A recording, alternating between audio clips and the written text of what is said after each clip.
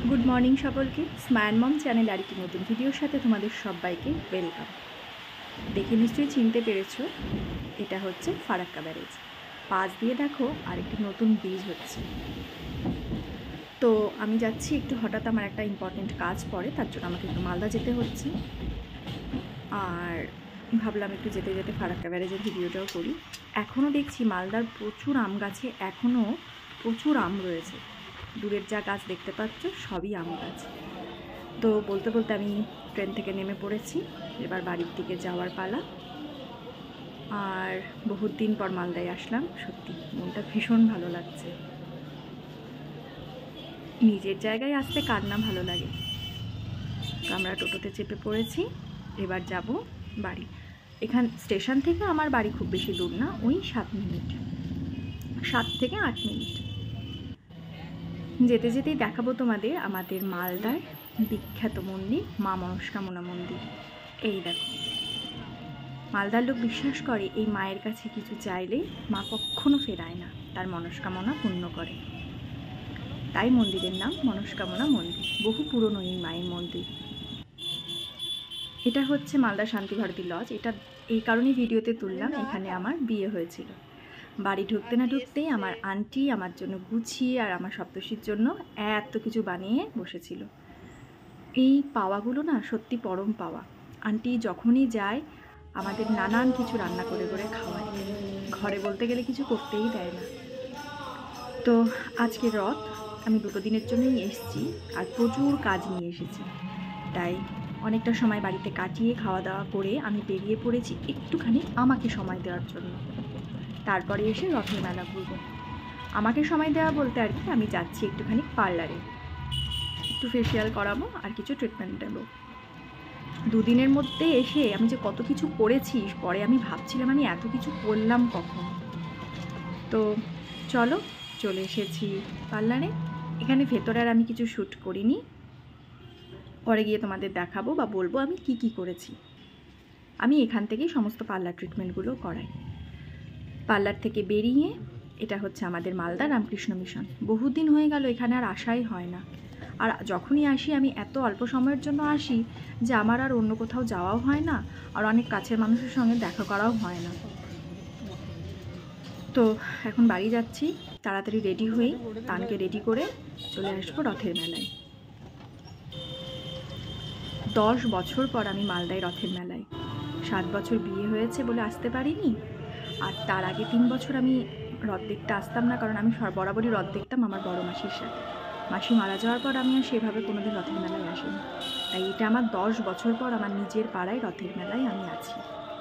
বড্ড মনে পড়ছিল মাসির কথা।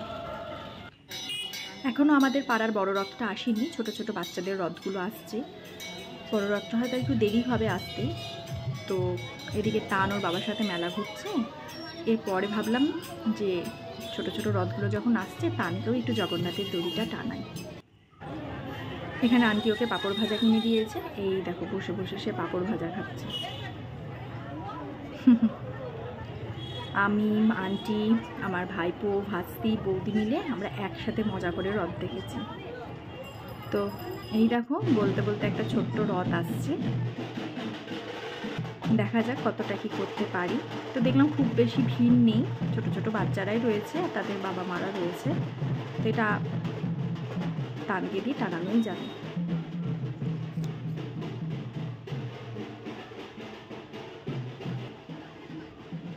এই যে রথ চলে এসেছে। কি সুন্দর যে রথটা সাজিয়েছিল ছোট ছোট বাচ্চারা, সে তোমাদের আর কি বলবো। সামনে থেকে এটা ভিডিও করতে পারিনি। নিজের বাড়ি যতই হোক, মেয়েদের শ্বশুর বাড়ি তো আপন হয়, তার সাথে সাথে মেয়েরা যে বাড়ি ছেড়ে আসে সেই বাড়িতে তার একটা ভেতরের যে টানটা, সেটা হয়তো প্রত্যেকটা মেয়েই বুঝবে যে নিজের মায়ের বাড়ি বাপের বাড়ি যাওয়ার টানটাই কিন্তু আলাদা। বিশ্বাস করো এতটাই আমি আনন্দে ছিলাম এই 2 দিন, আমি মানে একটু রেস্ট নিইনি। সারা দিন আমার যা যা কাজ ছিল আমি সমস্তটা মালদায় করিয়েছি। এই দেখো বলতে বলতে রথও চলে এসছে। আর এবার এই রথটা টেনে একটু আমরা নিজেরা মেলা ঘুরে আজকের মতন, আর আমি সত্যি এবার একটু টায়ার্ড, আজকে আর কিছু করব না। আবার কালকে সকালেই আমার আবার বহরমপুর ফিরতে হবে। কি ভিড় দেখো, এখন তো সে আগের মতন ভিড় নেই। এটা আমাদের দুর্গা মন্দির। তো যাই হোক, এটা পরের দিন সকালের ভিডিও। সেই দিন আর কিছু ভিডিও করতে পারিনি। চলে এসেছি হেয়ার ট্রিটমেন্ট নিতে।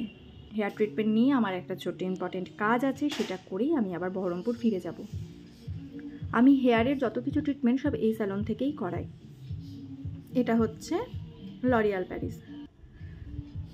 এখানে এসে ওদেরকে আমি আমার হেয়ারটা দেখাই, ওরাই সাজেস্ট করে যে আমি কোন ট্রিটমেন্টটা নেব। আর আমি বরাবরই এই তানভীরের কাছ থেকেই হেয়ার ট্রিটমেন্টগুলো করাই।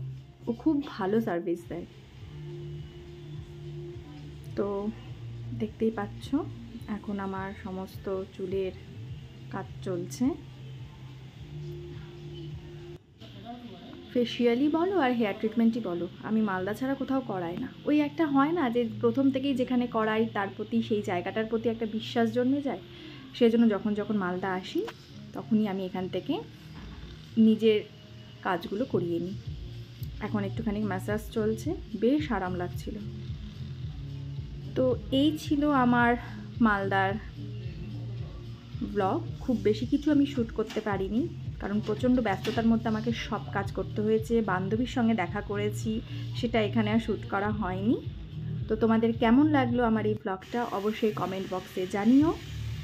ভালো লাগলে লাইক, কমেন্ট আর সাবস্ক্রাইব করো।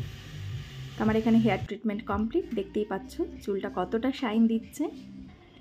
তাহলে আজকের মতো এই পর্যন্তই। সবাই ভালো থেকো, সুস্থ থেকো।